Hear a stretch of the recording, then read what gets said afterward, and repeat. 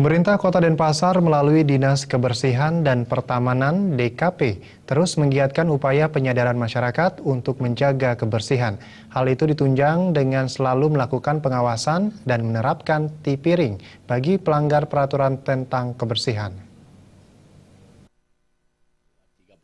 Kepala Bidang Operasional Kebersihan Dinas Kebersihan dan Pertamanan DKP Kota Denpasar Adi Wiguna mengatakan hampir semua kota besar menghadapi persoalan sampah. Persoalan tersebut salah satunya dipicu oleh rendahnya kesadaran masyarakat untuk menjaga kebersihan termasuk membuang sampah. Pemkot Denpasar melalui DKP terus menggiatkan upaya penyadaran masyarakat agar mau menjaga kebersihan lingkungan, di antaranya menghimbau tidak membuang sampah ke selokan dan sungai. Pihaknya juga rutin melakukan pengawasan atau sidak ke wilayah-wilayah yang kerap terjadi pelanggaran, baik itu pelanggaran jam operasional membuang sampah maupun membuang sampah sembarangan. Untuk memberikan efek jera, Pemkot Denpasar tetap memperlakukan tipiring bagi pelanggar.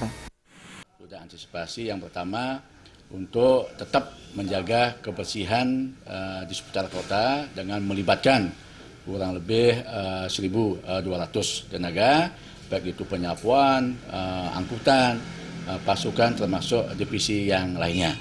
Oleh karena itu pada kesempatan ini juga semua masyarakat nanti agar mendukung, agar mentaati membuang sampahnya sesuai jadwal yang sudah ditentukan.